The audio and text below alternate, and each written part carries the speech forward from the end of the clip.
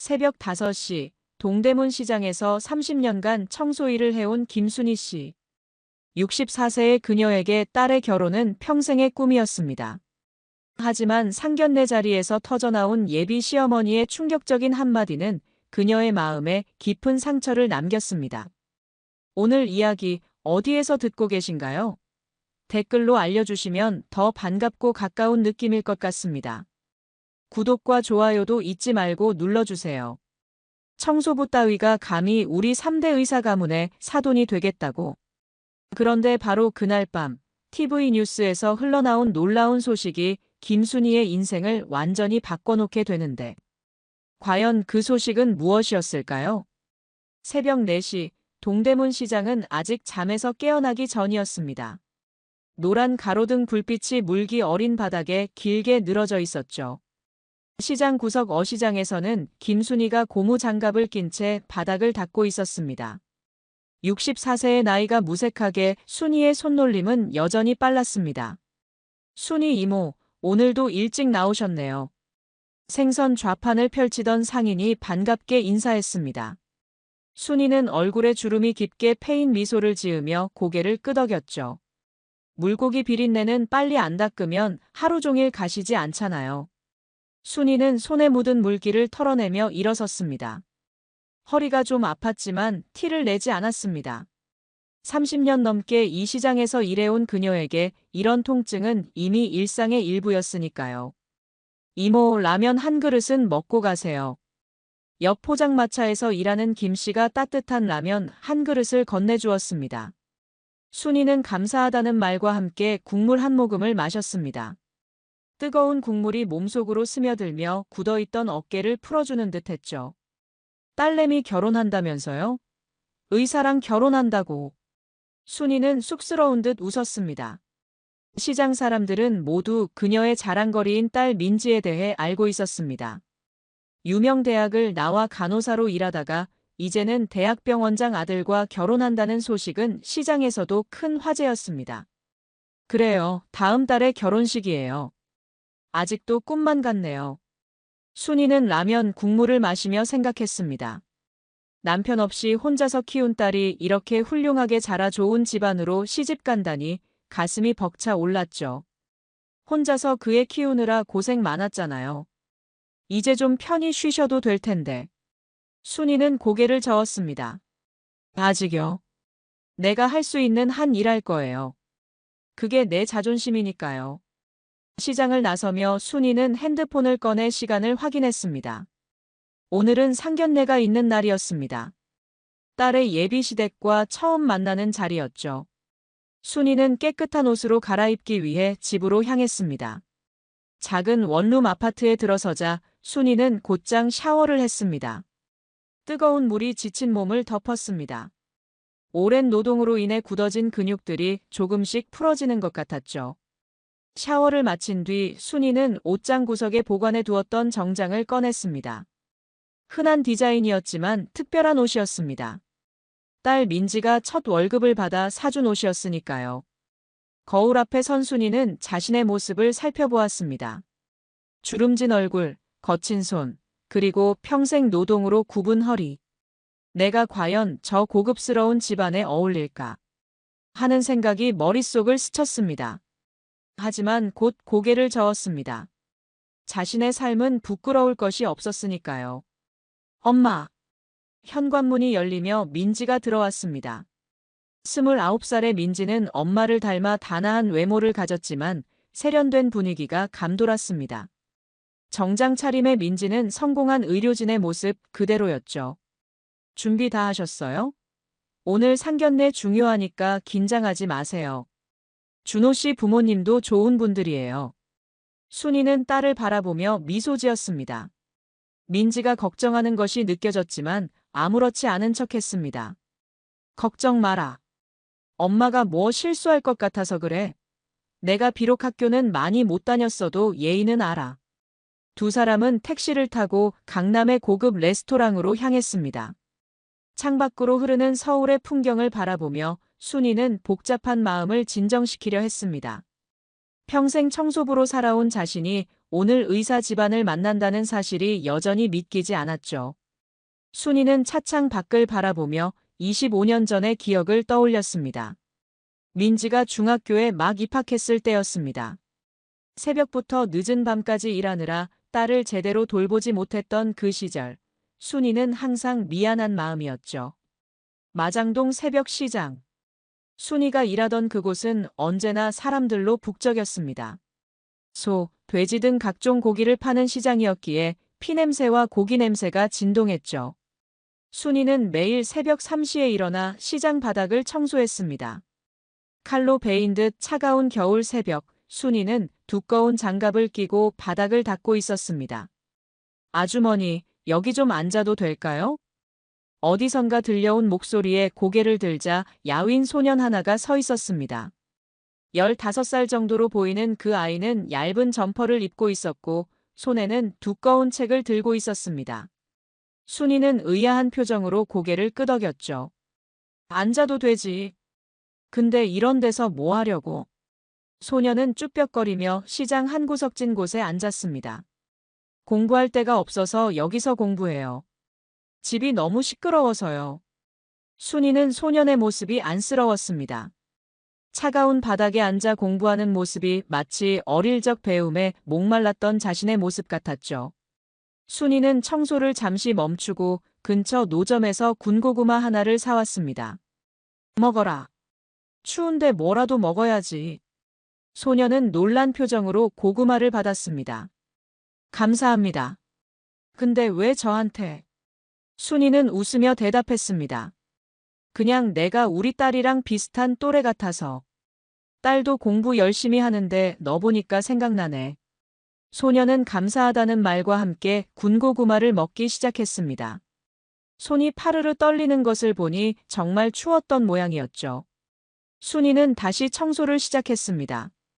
그 후로도 소녀는 자주 시장에 나타났습니다. 항상 같은 시간, 같은 자리에 앉아 책을 읽었죠.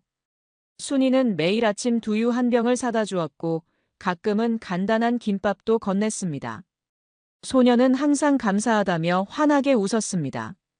아주머니, 제가 의학과에 가고 싶어요. 그래서 지금 열심히 공부하는 거예요. 어느 날 소년이 말했습니다. 순이는 놀라며 소년을 바라보았습니다. 의학과? 대단하구나. 우리 딸도 그러는데 의료진이 되고 싶대. 소년의 눈이 반짝였습니다. 저도요. 저는 나중에 의사가 되고 싶어요. 그래서 아픈 사람들을 도와주고 싶어요. 순이는 소년의 꿈이 자랑스러웠습니다. 순이는 소년의 이름도 묻지 않았고 소년도 순이의 이름을 묻지 않았죠. 그저 새벽 시장에서 만나는 아주머니와 학생의 관계였을 뿐이었습니다. 겨울이 지나고 봄이 왔을 때 소년은 더 이상 시장에 나타나지 않았습니다. 순이는 가끔 그 자리를 바라보며 소년의 안부를 궁금해했지만 곧 바쁜 일상에 잊혀졌죠. 하지만 마지막 날 소년이 남긴 말은 순이의 가슴에 깊이 새겨졌습니다. 아주머니, 나중에 꼭 다시 올게요. 그때는 제가 성공한 모습으로 찾아뵐게요. 도착했어요, 엄마. 택시에서 내리자 화려한 간판의 고급 레스토랑이 두 사람을 맞이했습니다. 순이의 가슴이 쿵쾅쿵쾅거렸습니다. 하지만 딸을 위해 당당한 걸음걸이로 레스토랑 문을 열었죠. 레스토랑 안으로 들어서자 고급스러운 인테리어와 은은한 조명이 순이의 눈에 들어왔습니다. 크리스털 샹들리에가 천장에 달려 있었고 테이블마다 하얀 천이 깔려 있었죠. 순이는 이런 곳에 처음 와보는 듯 주변을 둘러보았습니다. 저기 계세요. 민지가 안내하는 방향으로 고개를 돌리자 창가 쪽 테이블에 앉아있는 세 사람이 보였습니다. 중년의 남자와 여자, 그리고 민지의 약혼자 준호였습니다. 순이는 심호흡을 한 뒤 딸을 따라 테이블로 향했죠. 안녕하세요. 처음 뵙겠습니다. 순이가 공손하게 인사했습니다. 준호는 급히 자리에서 일어나 인사했지만 부모는 가볍게 고개만 끄덕였습니다. 특히 어머니 박영숙의 눈빛이 차갑게 느껴졌죠. 앉으세요. 영숙의 목소리는 단정하고 위압적이었습니다. 순이는 조용히 자리에 앉았습니다. 테이블 위에는 이미 와인이 따라져 있었고 전체 요리가 놓여 있었죠. 민지 씨 어머니께서는 직업이 어떻게 되시죠? 영숙이 민지에게 물었지만 그 시선은 순이를 향해 있었습니다. 순이는 순간 긴장했습니다. 딸이 대답하기 전에 입을 열었죠. 제가 말씀드리죠. 저는 동대문 시장에서 청소 일을 하고 있습니다. 잠시 침묵이 흘렀습니다. 영숙의 표정이 굳어졌죠. 옆에 앉은 영숙의 남편도 불편한 기색이 역력했습니다. 청소부요? 영숙이 믿을 수 없다는 듯 되물었습니다. 목소리에는 경멸이 묻어 있었죠. 순이는 흔들리지 않으려 노력했습니다. 네, 30년째 하고 있어요. 민지를 그 일로 키웠죠. 민지가 재빨리 끼어들었습니다. 어머니는 정말 성실하세요. 제가 의료진이 될 수 있었던 것도 다 어머니 덕분이에요.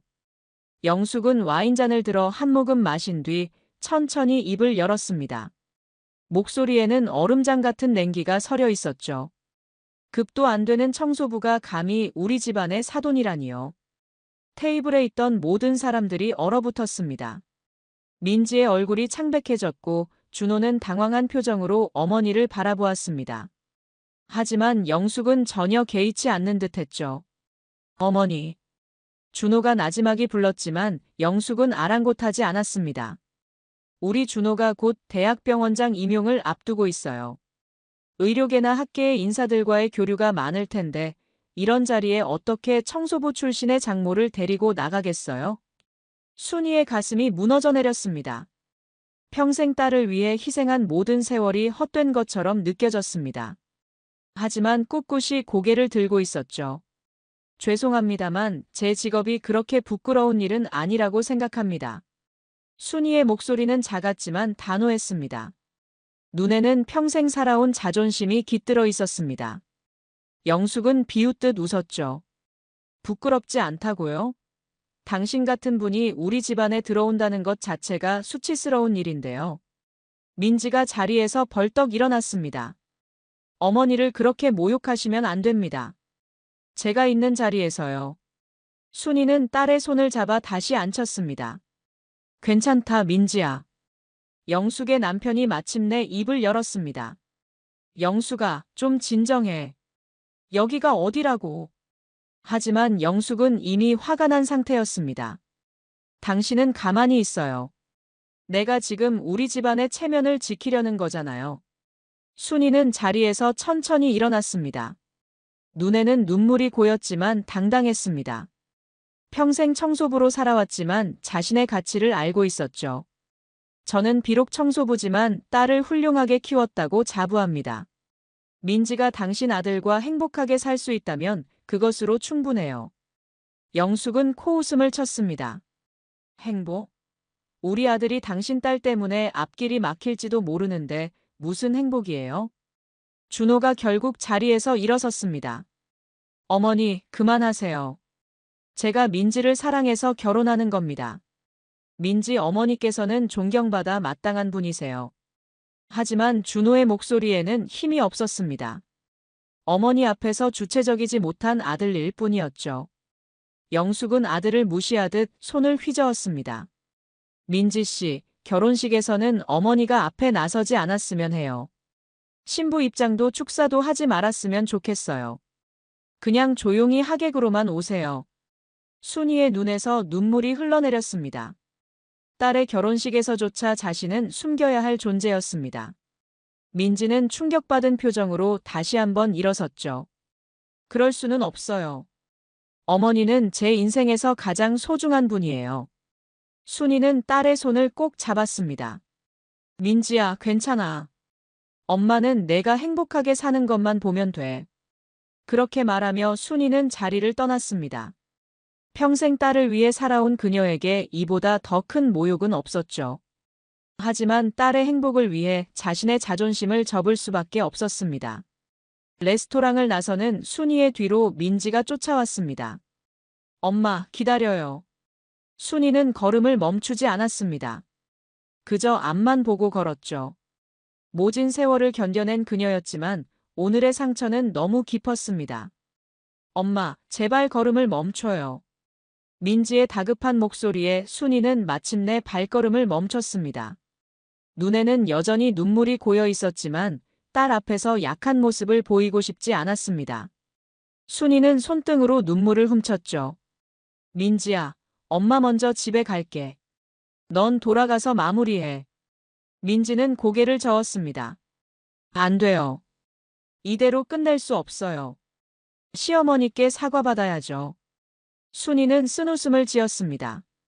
평생을 바닥에서 살아온 그녀에게 이런 모욕은 처음이 아니었습니다. 하지만 딸 앞에서 당한 모욕은 가슴을 찢는 아픔이었죠. 사과는 무슨? 사람들은 원래 그래. 자기보다 낫다고 생각하는 사람에겐 함부로 대하는 거야. 민지의 눈에서 눈물이 흘러내렸습니다. 엄마가 평생 고생하신 것을 누구보다 잘 알아요. 그런 엄마를 이렇게 대하다니. 결혼 취소할 거예요. 순이는 깜짝 놀라 딸의 어깨를 붙잡았습니다. 안 돼. 내가 좋아하는 사람이잖아. 엄마 때문에 내 인생 망치면 안 되지. 집에 도착한 후 순이는 베란다에 나가 밤하늘을 바라보았습니다. 서울의 밤하늘에는 별이 거의 보이지 않았지만 마음은 이상하게 평온했습니다. 평생 고된 노동으로 딸을 키워온 그녀였지만 이제 그 딸은 자신의 길을 가야 했습니다. 밤 11시 순이는 작은 원룸의 낡은 소파에 앉아 혼자 뉴스를 보고 있었습니다. 상견례에서 받은 상처가 가슴 깊숙이 박혀 있었지만 그녀는 딸을 위해 이 모든 것을 받아들여야 한다고 생각했죠. 창밖으로는 서울의 밤이 깊어가고 있었고 네온사인들이 희미하게 방 안을 비추고 있었습니다. 순이는 차가운 보리차 한 잔을 들고 멍하니 TV 화면을 바라보았습니다. 오늘 하루가 너무나 길고 힘들었습니다. 평생을 바닥에서 살아왔지만 딸 앞에서 당한 그 모욕만큼은 받아들이기 어려웠죠. 하지만 민지의 행복을 위해서라면 자신의 자존심 따위는 중요하지 않았습니다. 다음 소식입니다. 대한민국 의학계의 거물이신 이강민 교수께서 오늘 25년 전 자신의 생명의 은인을 찾고 있다고 밝혔습니다. 뉴스 앵커의 목소리가 고요한 방 안에 울려 퍼졌습니다. 순이는 별 관심 없이 뉴스를 듣고 있었죠. 그런데 다음 순간 화면에 나타난 모습에 순이의 눈이 커졌습니다. 25년 전 마장동 시장에서 한 아주머니께서 제게 따뜻한 관심을 베풀어 주셨습니다. 그분의 도움이 없었다면 지금의 제가 있을 수 없었습니다. 화면에는 흰머리에 품이 있는 중년 남성이 나와 있었습니다. 정장을 단정히 차려입은 그의 모습에서는 성공한 지식인의 기품이 느껴졌죠. 하지만 순이는 그 얼굴을 보는 순간 심장이 빨리 뛰기 시작했습니다. 마장동 시장. 순이는 중얼거렸습니다. 25년 전 기억이 물밀듯이 되살아났죠. 추운 새벽 시장에서 공부하던 그 야윈 소년의 모습이 선명하게 떠올랐습니다. 당시 저는 가난한 학생이었습니다. 집안 사정이 어려워 공부할 곳이 없어서 추운 시장 바닥에서 책을 펼쳐야 했죠. 그때마다 한 아주머니께서 군고구마와 따뜻한 두유를 건네주시며 격려해 주셨습니다. TV 속 남성의 목소리에는 깊은 감사의 마음이 담겨 있었습니다. 순이는 자리에서 일어나 TV에 더 가까이 다가갔습니다. 그의 얼굴을 더 자세히 보고 싶었죠. 저는 그분께 제 이름도 제대로 알려드리지 못했습니다. 그저 매일 아침 같은 자리에서 만나며 인사만 나누었을 뿐이었죠. 하지만 그분의 따뜻함이 제게는 전부였습니다. 순이의 입이 벌어졌습니다. 25년이 지나 많이 변했지만 그 눈빛만큼은 분명히 기억하고 있었습니다. 착하고 순수했던 그 소년의 눈빛이 그대로 남아 있었죠. 현재 저는 서울대학교 의과대학 학장을 맡고 있으며 다음 주 대한민국 보건복지부 차관으로 임명될 예정입니다. 하지만 이 모든 성공의 시작은 25년 전 그 아주머니의 작은 관심이었습니다. 순이는 믿을 수 없다는 표정으로 TV를 바라보았습니다. 그 야윈 소년이 이제는 나라의 주요 보직을 맡을 정도로 큰 인물이 되었다니 꿈만 같았죠. 저는 평생 그분을 찾으려고 애써왔습니다. 마장동 시장을 수없이 돌아보며 수소문했지만 찾을 수 없었어요. 그분께 제대로 감사 인사를 드리지 못한 것이 평생의 한으로 남아 있습니다. 화면에서는 이강민이라는 이름이 자막으로 나타났습니다. 순이는 그 이름을 조용히 중얼거렸습니다. 강민이. 25년 전 그 소년이 강민이었구나. 혹시 이 방송을 보고 계신다면 강민이에게 연락을 주십시오. 당시 나중에 꼭 성공한 모습으로 다시 찾아뵐게요라고 말씀드렸던 약속을 지키고 싶습니다. TV 화면 하단에는 연락처가 표시되었습니다. 순이는 급히 핸드폰을 꺼내 그 번호를 메모했습니다. 손이 떨려서 제대로 쓰기 어려웠죠. 뉴스가 끝난 후 순이는 한참 동안 그 자리에 서 있었습니다. 25년이라는 세월이 흘렀지만 그때의 기억이 생생했습니다. 추위에 떨며 공부하던 그 소년이 이제는 이런 훌륭한 사람이 되었다니. 순이는 뿌듯함과 함께 복잡한 감정에 휩싸였습니다. 하지만 동시에 망설임도 컸습니다.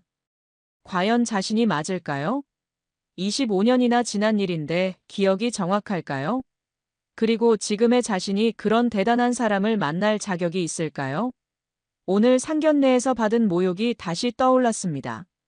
다음 날 아침 일찍 순이는 평소보다 더 일찍 잠에서 깼습니다. 밤새 잠을 제대로 이루지 못했죠. 강민의 얼굴이 계속 머릿속에 떠올랐고 25년 전의 기억들이 주마등처럼 지나갔습니다. 과연 연락을 해도 될까 하는 고민으로 새벽 내내 뒤척였습니다. 시장에 나가기 전 순이는 거울 앞에 섰습니다. 64세의 자신의 모습을 찬찬히 살펴보았죠. 세월의 흔적이 얼굴 곳곳에 새겨져 있었고 거친 손은 평생의 노동을 말해주고 있었습니다.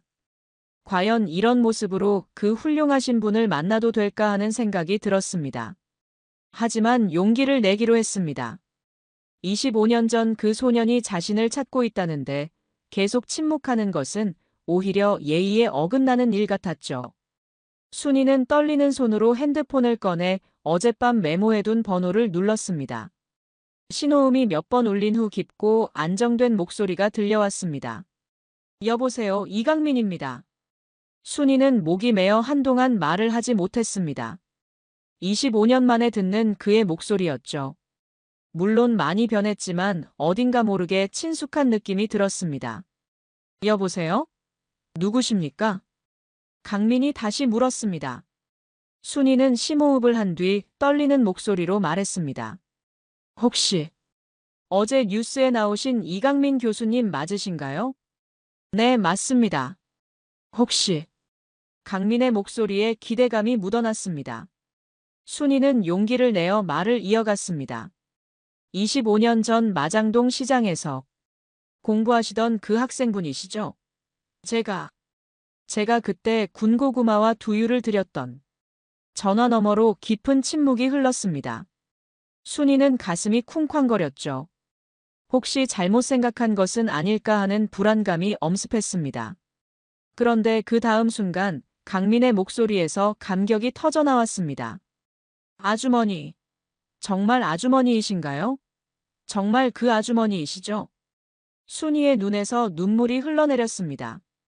그의 목소리에서 25년 전 그 순수했던 소년의 모습이 겹쳐 보였습니다. 강민아, 정말 내가 맞구나. 어쩜 이렇게 훌륭하게 됐니? 아주머니, 제발 지금 당장 만나요. 25년 동안 얼마나 찾았는지 아세요? 어디 계세요? 제가 지금 당장 달려가겠어요. 강민의 목소리에는 간절함이 가득했습니다. 마치 어린아이처럼 들뜬 목소리였죠. 순이는 당황스러웠습니다. 아니야, 강민아. 너 바쁠 텐데. 괜히 시간 내지 마라. 아닙니다. 지금 이 순간이 제게는 가장 중요한 시간이에요. 아주머니, 제발 주소 알려주세요. 결국 순이는 자신의 주소를 알려주었습니다. 강민은 1시간 안에 오겠다며 전화를 끊었습니다. 순이는 급히 집 정리를 시작했죠. 작은 원룸이지만 깨끗하게 치워두고 싶었습니다. 정확히 1시간 후 초인종이 울렸습니다. 순이가 문을 열자 정장을 입은 품위 있는 남성이 서 있었습니다. 25년 전에 그 야윈 소녀는 이제 당당하고 성공한 모습이었지만 순이를 보는 눈빛만큼은 여전히 그때 그 순수한 소년이었습니다. 아주머니. 강민은 순이를 보자마자 깊숙이 고개를 숙였습니다. 진심 어린 인사였죠. 순이는 감격스러워 눈물을 흘렸습니다. 강민아, 정말 내가 맞구나. 어쩜 이렇게 훌륭하게 컸니? 아주머니 덕분입니다. 정말 아주머니 덕분이에요. 강민은 작은 원룸 안으로 들어오면서도 계속 고개를 숙였습니다. 25년 동안 찾던 은인을 드디어 만난 기쁨이 얼굴에 가득했죠. 앉아라, 강민아. 차라도 한 잔 마시고. 순이는 부산스럽게 차를 준비했습니다. 하지만 손이 떨려서 찻잔을 제대로 잡지 못했죠. 강민이 급히 일어나 순이를 도왔습니다. 아주머니, 제가 할게요. 아주머니는 편히 앉아 계세요. 강민은 조심스럽게 차를 따르며 말했습니다. 25년 전과는 정반대의 상황이었죠. 이제는 그가 순이를 돌보는 입장이 되었습니다. 25년 동안 아주머니를 찾으려고 얼마나 애썼는지 모릅니다. 마장동 시장에 수없이 가서 물어봤지만 아무도 아주머니를 기억하지 못했어요. 강민의 목소리에는 진심이 담겨 있었습니다. 제가 여기까지 올 수 있었던 건 모두 아주머니 덕분이에요. 그 추운 새벽 아무도 관심 갖지 않던 저에게 따뜻함을 베풀어 주신 분이 아주머니였거든요. 순이는 쑥스러워하며 손사래를 쳤습니다. 뭘 그런 걸 가지고. 그냥 불쌍해 보여서 그랬던 건데. 우리 딸이랑 비슷한 나이 같아서. 아주머니께서 보여주신 그 작은 관심이 제게는 전부였어요. 추위에 떨며 공부할 때 건네주신 군고구마 한 개, 따뜻한 두유 한 병이 저에게는 세상 전부였거든요. 강민은 당시를 회상하며 말했습니다. 그의 눈가에 눈물이 맺혀 있었죠. 아주머니, 따님은 어떻게 지내세요? 그때 의료진이 되고 싶다고 하셨던. 민지는 지금 대학병원에서 간호사로 일해요. 곧 결혼도 하고. 순이는 말을 멈췄습니다. 어제 상견례에서 있었던 일이 떠올랐죠. 강민은 순이의 표정 변화를 놓치지 않았습니다. 아주머니, 무슨 일이 있으신가요? 순이는 주저하다가 어제 있었던 일을 털어놓았습니다. 상견례에서 받은 모욕, 딸의 예비 시어머니의 차가운 대우까지 모든 것을 말했죠. 강민은 순이의 이야기를 들으며 점점 표정이 굳어졌습니다. 주먹을 꽉 쥐고 있는 것이 보였고 눈빛도 차가워졌죠. 평소 온화한 성격이었지만 은인이 모욕당했다는 사실에 분노를 억누를 수 없었습니다. 그 예비 사위분 성함이 어떻게 되세요? 강민이 조심스럽게 물었습니다. 목소리는 평온했지만 그 안에 숨겨진 분노가 느껴졌죠. 박준호라고 해요. 의사인데. 강남성 모병원에서 일한다고 하더라고요. 강민은 잠시 생각에 잠겼습니다. 의학계는 생각보다 좁은 사회였고 특히 서울 지역의 주요 병원들은 서로 연결되어 있었죠. 박준호라는 이름이 어딘지 익숙했습니다. 혹시 아버지가 그 병원 이사장이신 분인가요? 박성우 이사장님 말이에요. 네, 맞아요. 어떻게 아세요? 순이가 놀라며 물었습니다. 강민의 표정이 더욱 심각해졌죠. 박성우 이사장은 의료계에서 꽤 유명한 인물이었고 특히 사회적 지위를 중요시하는 것으로 알려져 있었습니다. 아주머니, 제가 한 가지 제안을 드려도 될까요? 강민이 조심스럽게 말했습니다. 내일 다시 상견례를 해보시는 게 어떨까요? 제가 함께 가겠습니다. 순이는 깜짝 놀라며 손을 흔들었습니다. 아니야, 강민아. 괜찮어. 괜히 너까지 끼어들 필요 없어. 너는 바쁜 사람이고 나는 그냥. 하지만 강민은 단호하게 고개를 저었습니다. 아주머니는 제 인생의 은인이세요. 25년 전 아주머니가 아니었다면 지금의 제가 존재할 수 없었을 거예요. 은인의 딸이 모욕당하는 것을 그냥 둘 수는 없어요. 강민의 목소리에는 확고한 의지가 담겨 있었습니다. 순이는 그런 강민을 보며 마음이 복잡했죠. 고마우면서도 미안했고 한편으로는 든든했습니다. 하지만 강민아, 내가 나서면 괜히 너만 곤란해질 수 있어. 그 사람들은 권력 있는 사람들이잖아. 강민은 웃으며 대답했습니다. 아주머니, 걱정하지 마세요. 저도 이 바닥에서 25년 동안 일해온 사람이에요. 그리고 무엇보다 정의로운 일을 하는 거잖아요. 그날 오후 강민은 자신의 사무실에서 박준호에 대한 정보를 찾아보았습니다.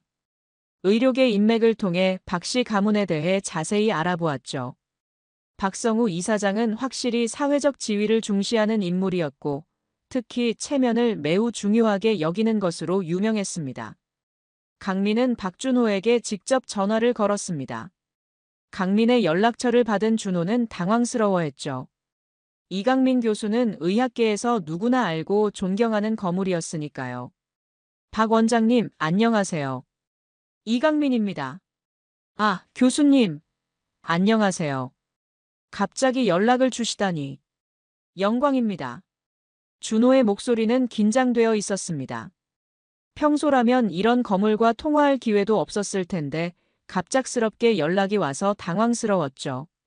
내일 시간이 되시면 뵙고 싶은데요. 중요한 이야기가 있어서요. 혹시 부모님도 함께 자리를 마련해 주실 수 있을까요? 네, 물론입니다.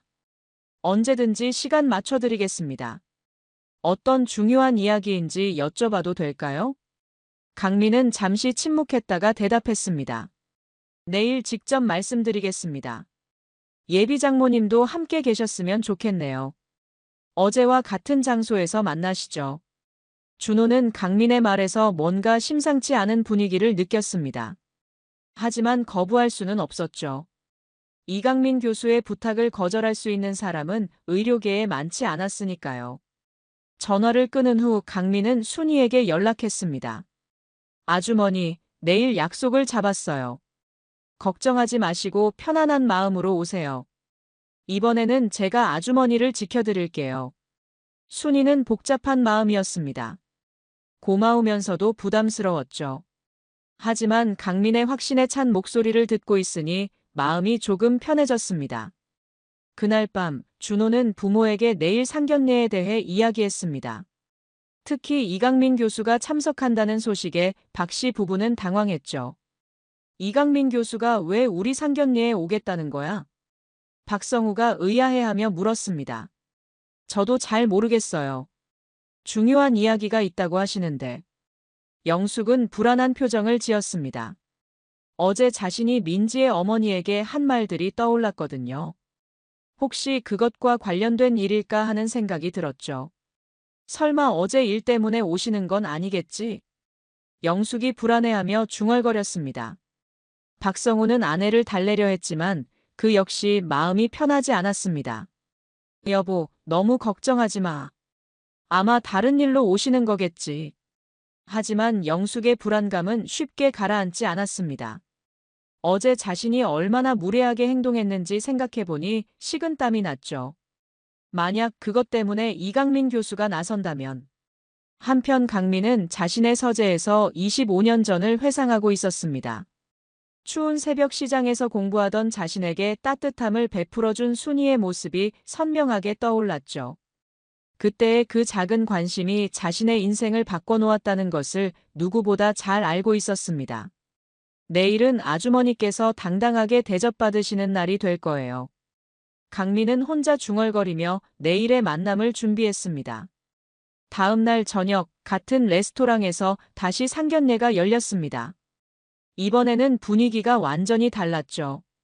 박 씨 부부는 일찍 도착해서 긴장한 표정으로 기다리고 있었고 준호 역시 불안해하고 있었습니다. 이강민 교수가 왜 이 자리에 나타나는지 도무지 이해할 수 없었거든요.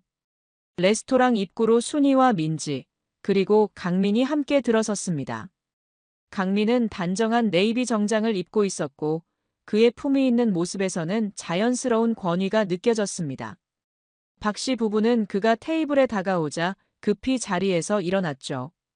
안녕하세요, 교수님. 박성우입니다.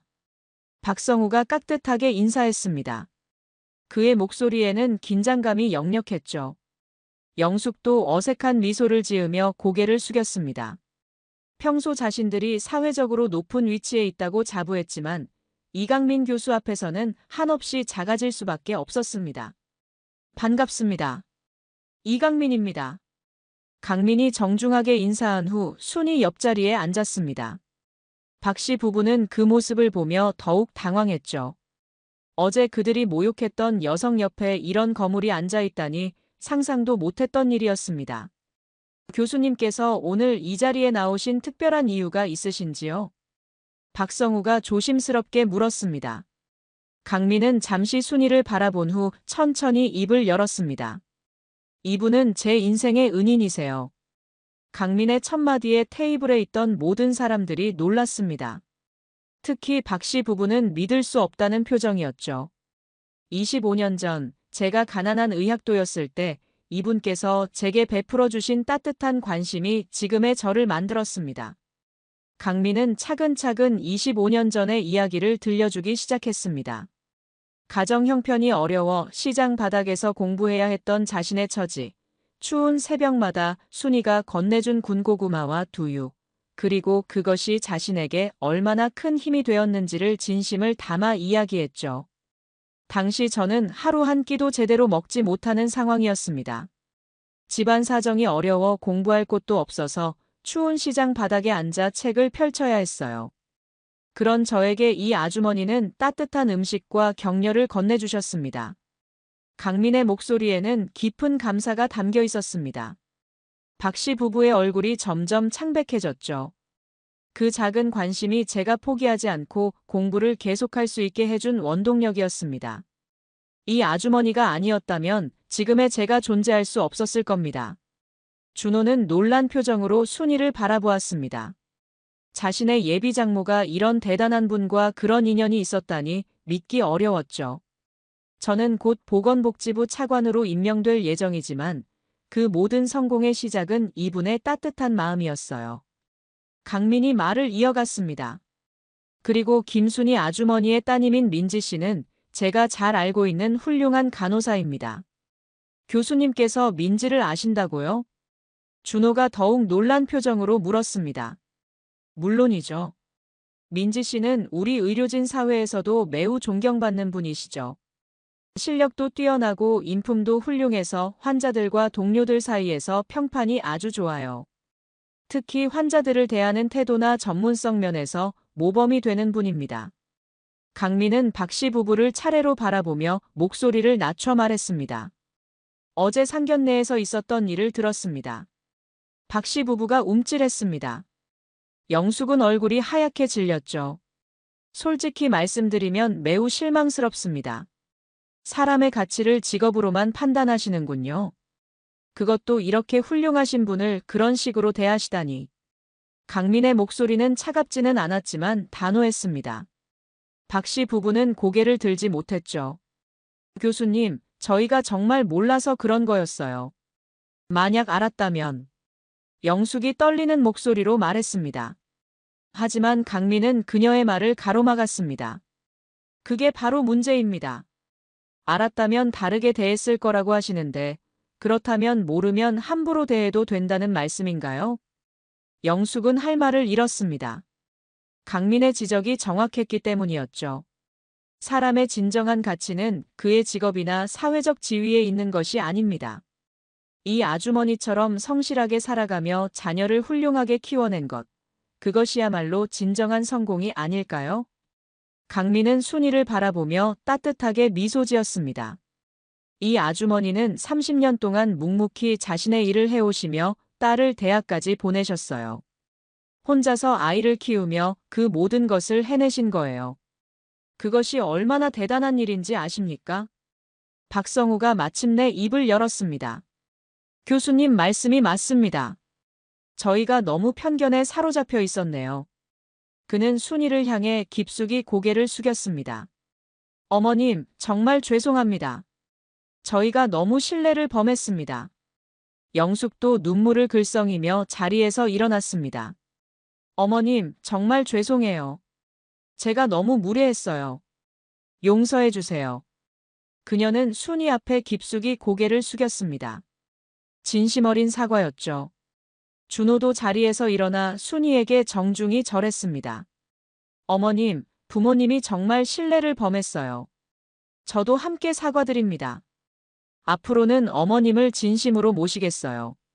민지는 옆에서 이 모든 상황을 지켜보며 눈물을 흘렸습니다.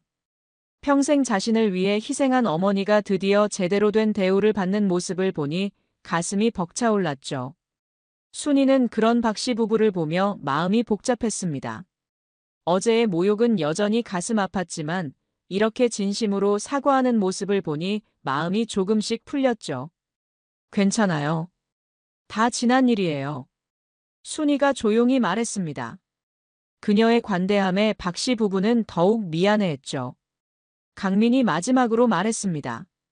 앞으로는 사람을 겉모습이나 직업으로 판단하지 마세요. 진정한 품격은 그 사람이 어떻게 살아왔느냐에 달려 있으니까요. 그리고 김순이 아주머니 같은 분이야말로 우리 사회가 존경해야 할 진정한 어른이에요.